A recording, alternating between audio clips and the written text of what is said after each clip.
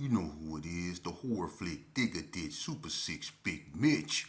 And I'm kicking in doors with 03 O's. And I'm bringing 28 101s because we Vegas sons. It's the metal lands. It's the metals, man. And you already know where I'm going with this, right? You already know where I'm going with this, man. Bolo Yang, hub a dub, man. Let them things sing. Let it rain. Bang! Nah, I'm just playing. Welcome to Vegas Chronicles, man. You know I gotta do my intro. I know I've been lazy and I said I was gonna bring another one, and I am. I just, you know how life is. It's just so complex. But anyway, welcome to Vegas Chronicles with your man, the horror flick Super Six, Big Mitch. And today, like any other day, we go talk actual factuals, man. You know this platform is it's gradually growing, you know, and I'm grateful for everybody that support me, and shout out to everybody that support me. Shout out to SAG. I look forward for the dialogue, SAG, and shout out to everybody that watch me and that correspond with me, man. I try to answer the questions as best as I can, and speaking of which, somebody asked me if I knew something about Sneak Gang, which is supposed to be a combination of Gershons and Bloods. No, I don't know nothing about them. I'm old school. First and foremost, I don't know about everything in Vegas. You know, I'm from the old era. You know, I'm from the land. I'm from the era of the shell toes, the lottos and the spot belts, gangster boots, corduroy house shoes. I'm from way back when. You know, suede Adidas, you know, LA Gears, you know, Adiadors. I'm from that era, you know. I don't know nothing about all this new stuff. But I will say this, when it come to hybridism and hybrid gangs, one thing that Vegas can put their hat in the conversation for is being at the forefront of hybrid gangs forming, because Vegas is one of the first states, if not, and I'm not going to say because I don't know, but Vegas is one of the first states to ever have hybrid gangs. For real. Vegas is one of the first states to ever had that. And hybridism has basically taken over out here. And hybridism is, you know, what it is. I don't really know too much of that. I'm not going to get into that because to try to chronicleize that would only make me look foolish. So I'm not going to do that. But what I do want to address is the continuous criticism. Look, what I do on this platform, what people got to understand, I'm speaking about my life story. I'm talking about Vegas, right? And I'm telling you how certain, you know, neighborhoods got started, and you know how it came about. Look, I have front row seats. I don't need to go over this, you know. But since people, you know, seems to have a problem in it, and I really don't care, you know, because you know what I went through in life, the consequences I suffered from living this way, I had to go through that. You know, those years that I did in DOC, I had to do those years. You know, and I've been through hell, man. And I feel like God left me here solely to tell my life story so that youngsters can understand what a waste them should they choose to live a destructive way of life. You know, one thing about me, since everybody say I'm always, he be talking about me, you know what? And you know, I don't even respect that coming from individuals. You know, I'm not gonna even go there. But my thing is, you know, let's talk about me, okay? Let's talk about how, you know, on many times, in many occasions, you know, and I'm not bashing nobody, but look how many times I've been on the front line and what it cost me, huh? That's why I'm sitting here with a permanent blink, huh? Because somebody came and got me, huh? They came and got me, and I end up getting stabbed, huh? Or what about the football game in Indian Springs when the North got into it with Freaky P. And it was too many of those guys. And you had people like Lil Mike, who was 13 years old, on a adult prison yard. That in itself was a crime, to have a child that young. He was 13 years old. J-Wack was 14. Shiesty was 15. They were babies on an adult prison yard. Okay? But when that football game happened, and all the North, all the Rips, all the Crips from the North, they had dudes like, y'all already know, Incredible Blues, Stacy, Lucky, Cal Folks. They had a gang of dudes. P-Baby, all them dudes was on the yard. It's 1,000 of these dudes. It was a handful of Gersons. And some of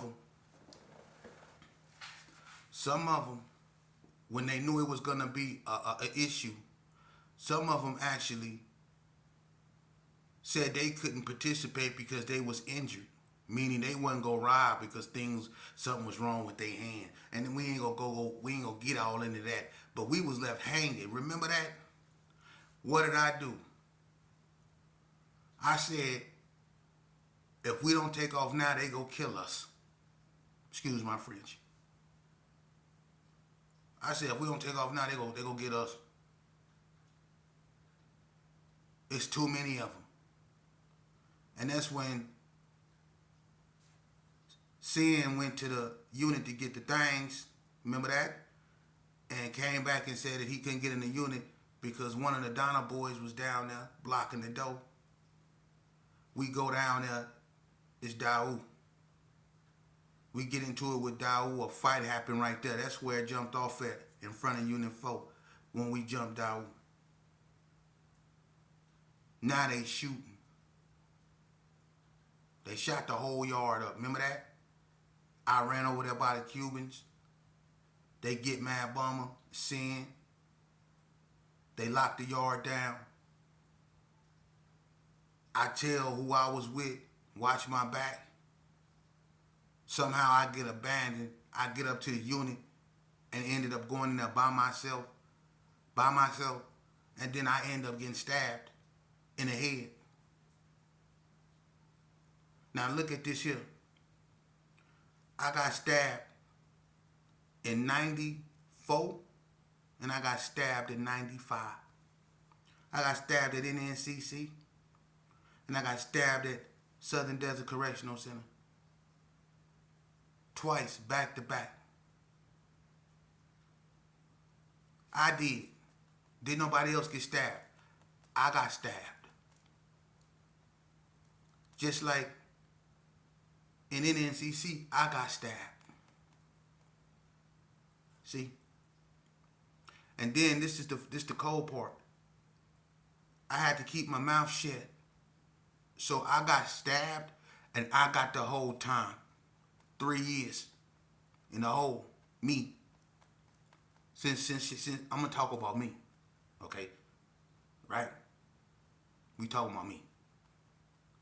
See? And that not just that. You know? What about the incident? And I spoke on that on other videos when I got told on and got sent to Ely from NSP, when certain individuals turned in knives to the investigator and said they got them from me. I got sent to Ely. See, just me, nobody else, just me. See? But I kept my mouth, I had to keep my mouth shut though, see? I had to play by the rules, but did nobody else do? They didn't. They got to do what they want to do, but I had to play by the rules, see? See, y'all talk about me. You talk about me. But y'all allow what happened to Lil Mike to happen to Lil Mike at NSP. Rest in peace, Lil Mike. He was 13 years old. Y'all remember that? And people brush it off by saying, well, he woo woo woo woo. He nah. Because they don't want to accept responsibility. They pick and choose when they want to be, loyal. They pick and choose when they want to be silver. They pick and choose when they want to be whatever. See? But we talking about me, though.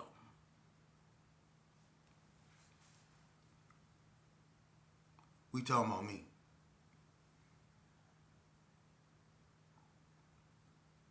We talking about the same individual that when I was on the run, when I was 17 years old on the run, I ran towards certain so-called homeboys' house and they slammed the door in my face. They slammed the door in my face.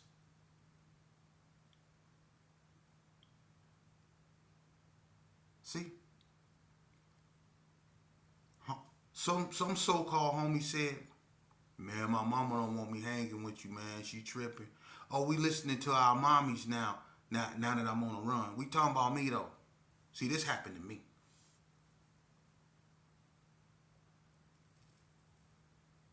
This happened to me. You see?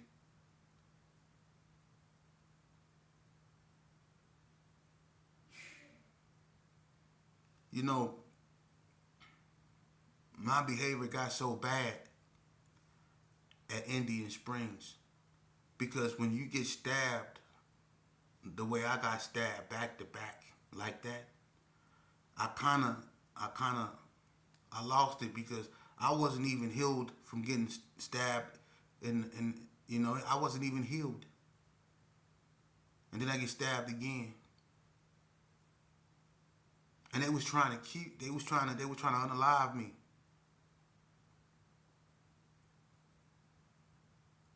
Can you imagine what I was going through in an instance? Okay, to the youth that's watching this. See? We talking about me though. We talking about me. See, this is what happened to me. See, when I was 13 years old, one of my OG homeboys that looked up to my father, worshiped my father. When I was 13 years old, no, when I was 12, excuse me, when I was 12, I was 12. When my OG gave me my first stick because my daddy used to, do it. So they figured, why not his son? Me. That's what was given to me. If you love my father and you honored my father, why would you give me something that wouldn't allow my mind to develop normally? Why would you give me something that was so powerful that it could you know what that stuff can do? Why would you give that to me? If you honored my father, you would have made sure I was doing the right things. Because you wouldn't have gave me that in front of my father. So why would you do that? But see, we talking about me though. We talking about me. When I was on the street, what I signed up for, I didn't have no choice. I didn't have no choice. It was shoes laid out for me before I even know what shoes were that I had to feel that this man left behind. And I could never feel his shoes. They don't make them like him no more.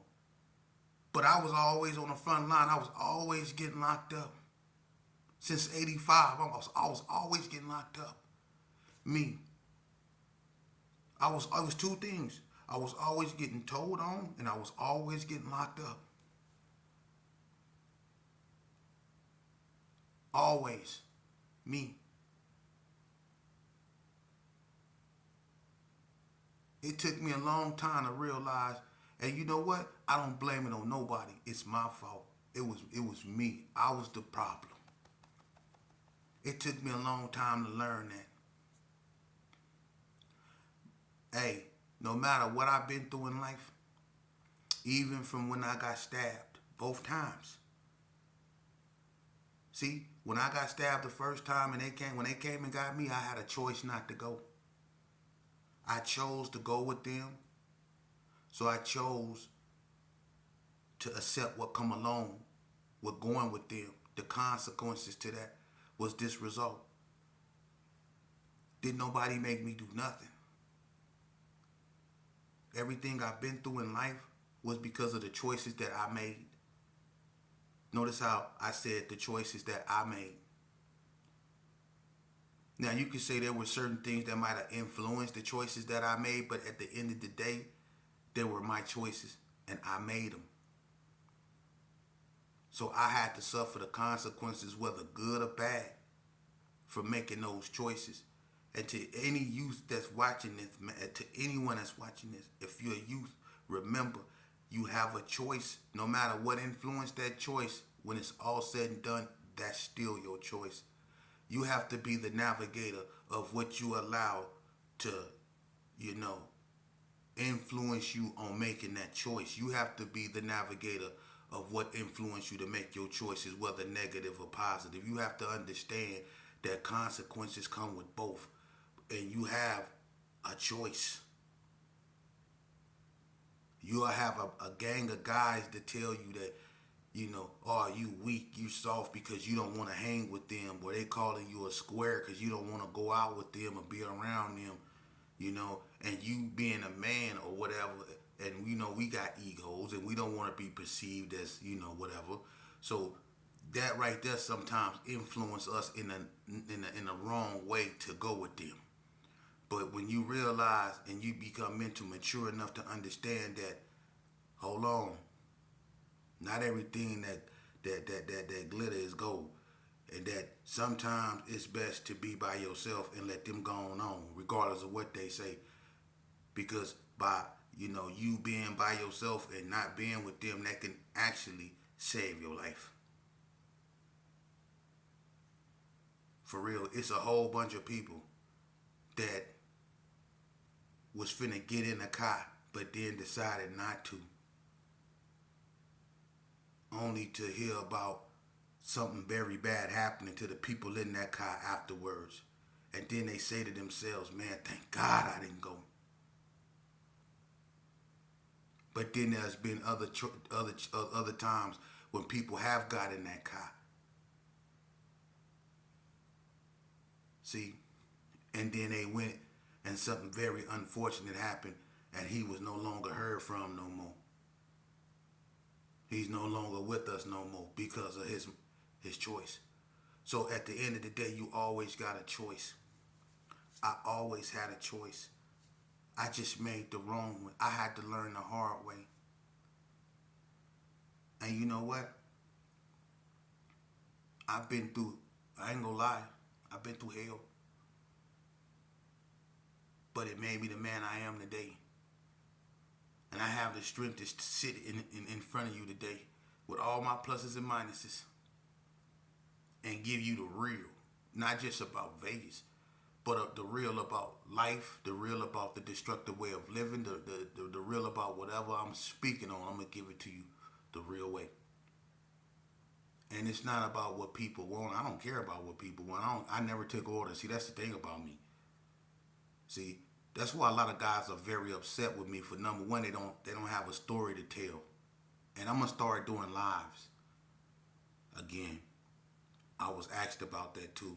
Let me get that out the way. I'm gonna start back doing lives and bring people on here so they can speak and give, you know, whatever history. Now understand, this is not to glorify anything. So when you come on here, we're gonna have a decent, you know, a conversation, a social conversation, and we're not just gonna talk about gangs. We're gonna talk about solutions to preventing gangs and children from joining gangs. We're gonna talk about that, and you know, that's what I want this platform to be based upon. I don't want this to be just another gang channel. This is not what this is about.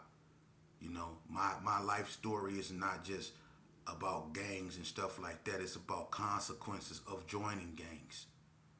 That's what I'm focused on, the consequences, not the glorification of it. That's the least I'm focused on. Because there's nothing glorious about gang lifestyle. If you really lived this and been through this, and the mental trauma that it caused us, not just the physical, but the mental trauma. A lot of us never heal from that. So this is serious. You need to focus on the consequences. There's so many gang platforms where they focus just on putting in work and all that stuff like that, man. Nah, that's not what gang life is. That's just a part of that. It's another side to this right here. If you do drugs, you're gonna get probably the euphoria, hallucinate, whatever you seek. But when it comes down, you're gonna get the side effects too, eventually. See? So when you gang bang, you're gonna get the highs, but you're gonna get the lows too. And sometimes the lows be 6 feet deep. For real. Or death row. See? So talk about the lows too. Because when you talk about the lows, you could prevent the highs. Meaning you can stop them from joining gangs. You can stop the banging. Let them know where they go be headed when they get up in this. Tell them the truth.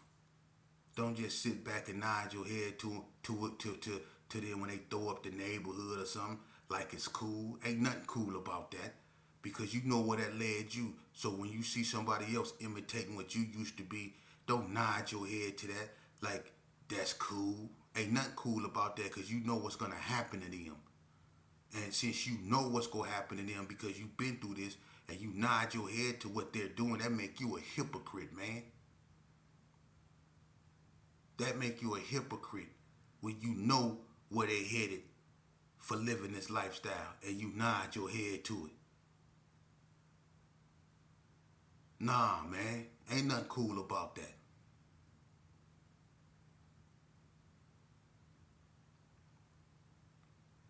You know, it's sad. These cats out here, man, you know, I don't get it. They'll tear you down before they'll tear you down. And that way, and when they tear you down, there's no letting up. They just tear you down. They don't want you. You know, it's crazy. This is crazy. You actually got people trying to criticize me for talking about my life story. Are you serious, man? For real, dude?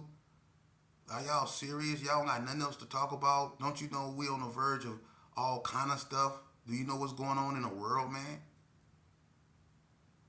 I'm simply trying to speak with the youth, man. Shout out to everybody out there that actually still care about our future. You know? It's not all about being 50-something years old and trying to live your life. Live your life, but don't forget the destruction that you left behind. See? Don't forget about the destruction. That's how you right your wrongs. Huh? That's how you right your wrongs. That's why God left you here. To see if you'll right your wrongs. But you just trying to live I just want to live my life. Go live your life. Ain't nobody trying to stop you. But don't forget about the mess you made. Don't forget about the mess you made. Don't leave it there for somebody else to clean up. See?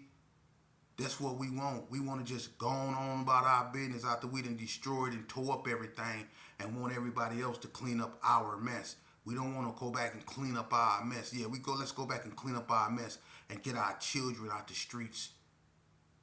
Huh? And accept responsibilities for what we done. Let's do that. It's called introspection. Let's look within. Let's do that. That's real work. That's real work. Let's do that. It's enough of us around here to say to youth it is.